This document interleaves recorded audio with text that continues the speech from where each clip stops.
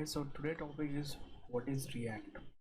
Basically what is React क्या है actually और क्यों इतना पॉपुलर है, क्यों इसे यूज़ करना चाहिए और इसका एडवांटेज का इन फ्यूचर अगर मैं रिएक्ट करता हूँ तो उसका एडवांटेज क्या होता है, तो उसके बारे में आज मैं बात करने वाला हूँ। सो बेसिकली अगर मैं रिएक्ट का बात करूँ तो react is just like it's JavaScript library. एक जावास्क्रिप्ट लाइब्रेरी है जो क्रिएटेड बाय फेसबुक ने इसे क्या किया था, क्रिएट किया था।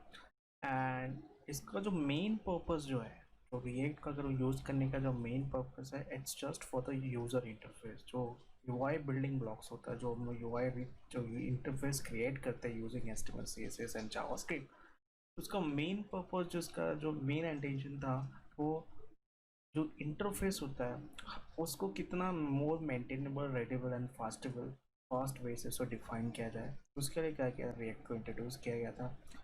अगर मैं बात करूँ रिएक्ट, तो रिएक्ट फर्स्ट पहला लाइब्रेरी नहीं है, उसके उसके पहले भी बहुत सारे लाइब्रेरी आए, जैसे लाइक एंग्लो.जेएस जो गूगल ने इंट्रोड्यूस किया था। उसमें बहुत सारे एडवांटेज, बहुत सारे कॉन्सेप्ट लाए गए थे जो काफ़ी यूनिक थे एज़ कम्पेयर, अगर मैं वेरिएंट स्क्रिप्ट का बात करूँ। उसके बाद फिर रिएक्ट इमर्ज हुआ जो फेसबुक ने क्रिएट किया था। तो इसका मेन जो टारगेट, अगर कंपेयर करो रिएक्ट एंड एंगुलर के बारे में, तो बेसिकली इट्स टोटली डिफरेंट। अगर मैं एंगुलर का बात करूँ तो Angular is basically like it's like a framework, it's a whole kitchen. And अगर मैं रिएक्ट का बात करता हूँ, तो बेसिकली रिएक्ट जो है it's like a library, is some part of what kitchen का एक स्पेसिफिक पार्ट है जो हम यूज़ करते हैं। लेकिन अगर इसके अगेंस्ट मैं एंगुलर का बात करूँ, is a bunch of packages. उसमें सारे पैकेजेस है, आपको किसी दूसरे पैकेज पर डिपेंडेंट होने की ज़रूरत नहीं है। So the most important thing is वो React is tool for building UI components. इसका जो मेन पर्पस है वो यू आई कंपोनेंट्स क्रिएट करने के बारे में, इसका इस यू आई कंपोनेंट के लिए यूज़ किया जाता है। अब यहाँ पे मेन इंपॉर्टेंट चीज़ है what is component. So basically अगर मैं कंपोनेंट्स का बात करूँ, सो इन केस ऑफ अगर मैं कंपोनेंट्स का बात करता हूँ, तो कंपोनेंट्स एक्चुअली क्या होता है। तो components basically like is a piece of UI building blocks. तो जो हमारा जो भी हम वेबसाइट क्रिएट करते हैं, तो स्पेसिफिक वेबसाइट होती है जिसमें कैसा होता है, हमारा नेविगेशन होता है, साइड बार होता है। एज कैन से यहाँ पे आप देख सकते हैं, सम शॉर्ट ऑफ मैंने एग्जाम्पल क्रिएट किया हुआ है। तो आप क्या करते, जो नॉर्मल ट्रेडिशनल जो अप्रोच होता था, तो वहाँ पे क्या करते थे हम, सारे कोड को एक ही जगह पे क्या करते हैं, मर्ज कर सकते हैं। लेकिन रिएक्ट ने क्या किया, ये just dividing whole the thing. मतलब मीन्स ऑफ वर्ड क्या कर रहे हैं कि आप अगर कोई एक स्पेसिफिक पेज क्रिएट कर रहे हो, so please just divide all the things. उसके क्या कर पर्टिकुलर कंपोनेंट्स बनाओ, एंड वो सारे कंपोनेंट्स को आपको क्या करो, एक मेन रूट के अंदर जाके क्या करना है, आपको मर्ज करना है। सो बेसिकली यहाँ पे होता क्या है, ट्री शेक पैटर्न को फॉलो किया जाता है, जहाँ पे होता क्या है कि मेरा मेन रूट क्रिएट होगा, यानी कि एक मेन कंपोनेंट होगा। उस रूट के अंदर अब उसके डिफरेंट चिल्ड्रंस कंपोनेंट बनेंगे। तो वो चिल्ड्रन कंपोनेंट्स आपको क्या करना पड़ेगा, जो मेन रूट है वहाँ पे आपको क्या करना पड़ता है, इंपोर्ट करना पड़ता है। जिसका मेन मोटो ये है कि वो जितने भी कंपोनेंट्स हैं वो रीयूजेबल हो गए। सो इन फ्यूचर हो सके कि अगर मान लो कि क्लाइंट ने बोला कि ये जो चाइल्ड 2 है, जो मुझे ये पोजीशन पे चाहिए, तो ये सिनारियो में मुझे क्या करना, अगर मैं ट्रेडिशनल अप्रोच का बात करूँ, it's looks very hectic, right. लेकिन ये सिनेरियो में कैसा, अगर मैं पीस ऑफ कोड क्रिएट करके रखता हूँ कि हर एक का इंडिविजुअल कंपोनेंट्स क्रिएट करके रखता है, तो उससे होगा क्या, वो रीयूजेबिलिटी बढ़ेगी। तो वो मैं एप्लीकेशन में क्या रीयूजेबल कर सकता हूँ। और इधर अगर मेरे को अदर एप्लीकेशन है जो सेम एप्लीकेशन जैसे मैंने डेवलप किया है, तो मैं इसको और दूसरा डिफरेंट एप्लीकेशन में भी रीयूजेबल कर सकता हूँ। तो मेन मोटो जो यहाँ पे कंपोनेंट्स का है कि आप जो भी चीज़ थिंग्स आप जो क्रिएट कर रहे हो, उससे आप क्या करो, जस्ट क्रिएट इन पीस, इसके हर एक चीज़ को क्या करो, डिवाइड करो, इसके पीस करो, और फिर एक मेन रूट पर जाके क्या करना, आपको इम्पोर्ट करना। तो ये एक मेन जो, अगर मैं रिएक्ट का होल थिंग्स अगर मैं बात करूँ, पूरा इंटायर जो थिंग है, वो सारी जो डिपेंडेंस ऑफ कंपोनेंट्स पर टिकी हुई है।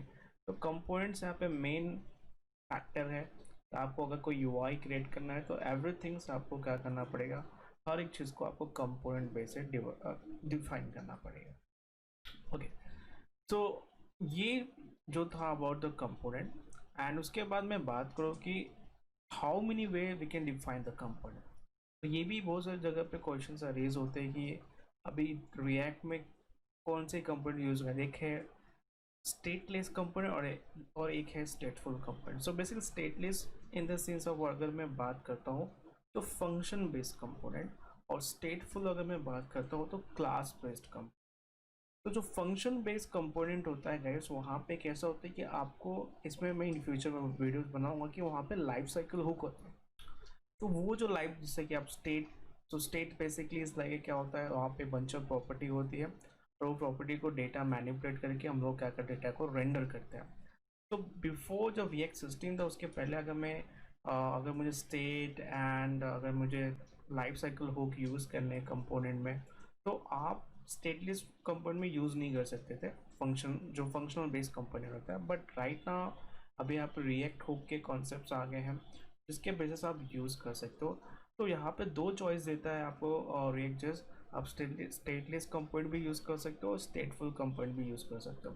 अब यहाँ पे सबसे बड़ा क्वेश्चन ये होता है कि विच वन इज़ बेटर, मतलब इन पर्सनली कौन सा यूज़ करना चाहिए। भाई इन टर्म्स अगर मैं बात करूँ तो आप दोनों यूज़ कर सकते हो, स्टेटलेस भी यूज़ कर सकते हो, स्टेटफुल भी यूज़ कर सकते हो। तो स्टेटफुल जो होता है क्लास बेस्ड होता है, और जो स्टेटलेस होता है नॉर्मल हमारा फंक्शन बेस्ड होता है, उसके बेसिस पे आप क्रिएट कर सकते हो।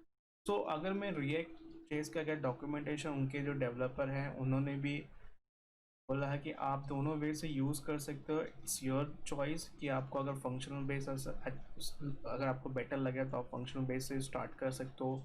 If you very interested about class base, तो आप क्लास बेस के बेसिस पे भी क्या कर सकते हो, आप कंपोनेंट्स क्रिएट कर सकते हो। तो बेसिकली कंपोनेंट्स के दो, एक स्टेटलेस कैटेगरी में आता है, एक स्टेटफुल कैटेगरी में आता है। तो स्टेटफुल जो क्लास बेस होता है, और जो स्टेटलेस होता है वो होता है फंक्शनल बेस कंपोनेंट। ठीक है, तो ये जो है वो मैं बात कर रहा था, the way you define the component.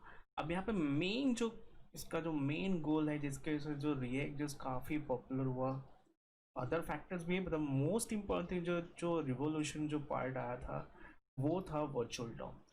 अब मैं वर्चुअल डॉम का बात करूँ तो बेसिकली कि कैसा होता है कि अगर मैं ट्रेडिशनल वेबसाइट्स की बात करूँ तो हर एक रेंडरिंग में आप कुछ भी चेंजेस करते हो तो एवरी टाइम मेरा क्या होता है, मेरा जो डॉम होता है, उस पर जिसको दो DOM stands for document object model, तो एवरी टाइम क्या होता है, मेरा डॉम री रेंडर होता है।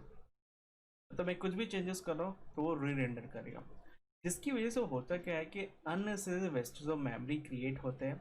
तो इट्स वेरी हैक्टिव। अगर मैं परफॉर्मेंस पर बात करूँ तो it looks very bad way, bad thing, right. तो वो चीज़ को क्या हुआ कि रिएक्ट जेस जो डेवलपर उन्होंने पकड़ा कि अगर मुझे एक चीज़ में अगर मुझे चेंज करना है तो इंटायर डॉम को री रेंडर करने की ज़रूरत क्या है, क्वाइट इम्पॉर्टेंट। वाई नॉट कि जिस पर्टिकुलर ब्लॉक्स में, जिस पर्टिकुलर कंपोनेंट में चेंजेस आए उसी को री रेंडर करते हैं, जिससे होगा क्या कि अननेसेसरी वेजिटेबल मेमोरी क्रिएट नहीं होंगी डॉम के अंदर। तो उसके लिए क्या किया गया था, वर्चुअल डॉम लाया गया था। सो वर्चुअल डॉम अगर मैं बात करूँ तो basically looks like actual DOM, जो हमारा एक्चुअल डॉम का जो ट्री स्ट्रक्चर होता है, तो काइंड ऑफ वैसे ही कार्बन कॉपी को क्रिएट करता है। अब ये सिनेरियो में होता है क्या, इफ आई एक्सप्लेन दैट, ये आपका हो गया एक्चुअल डॉम, तो वहाँ पे भी रूट है, उसके चिल्ड्रन है दो, और सेम लाइक मेरे वर्चुअल डॉम जहाँ पे मैं रिएक्ट जेस में जब मैं काम करता हूँ तो सेम एज यूजली ऐसे ही ट्री क्या होंगे, क्रिएट होंगे।